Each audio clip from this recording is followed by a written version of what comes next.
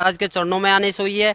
और इसके अलावा किसी भी मुसलमान पंथ या किसी भी मुसलमान प्रवक्ता के पास ऐसा कोई भी मार्ग नहीं है। मैं खुद एक मुसलमान होके आप सभी भाई बहनों को ये बताना चाहता हूँ कि जितना भी मैंने नमाज पढ़े, मुझे पता है नमाज में क्या पढ़े, नियत बांधते हैं उस अल्लाह ताला के बारे में, फिर बोलते हैं सना सुबहानक अल्लाहुम्मा व बिहम्दिका व तबारक अस्मुका। इसकी हिंदी निकाल के देखो, आप इसकी हिंदी निकाल के देखो, उसमें आपको कहीं भी नजर नहीं आएगा कि आप किसी परमात्मा की प्रार्थना कर रहे हो, क्योंकि ये प्रार्थना है ही नहीं। आप तो आदेश दे रहे हो। मैंने एक हिंदी निकाल के देखा, अल्हम्दुलिल्लाहि रब्बिल आलमीन अर्रहमानिर रहीम मालिक यौमिद्दीन इय्याका नअबुदु व इय्याका नस्तईन इहदिनस सिरातल मुस्तकीम सिरातल लजीना अनअमता अलैहिम गैरुल मगदूबी अलैहिम वनद्वालिन आमीन। ये प्रार्थना हम शुरू में पढ़ते थे, बट इसका कोई मतलब ही नहीं निकला। क्यों नहीं निकला?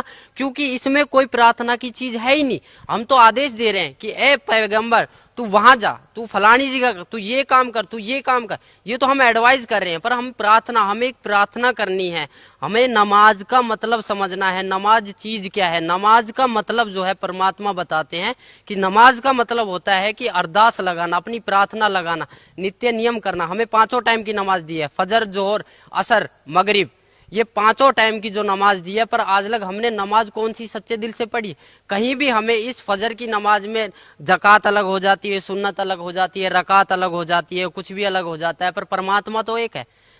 हम पैदा होते हैं तब हम हिंदू होते हैं, और जब हमारी जो हमारी मुसलमानी कर दी जाती है फिर हम मुसलमान बन जाते हैं। ऐसा क्यों? अगर मालिक मुसलमान ही बनाना था तो वो जो मुसलमानी होती है वो ऊपर से ही क्यों नहीं बना के भेजी? इसका कोई जवाब है?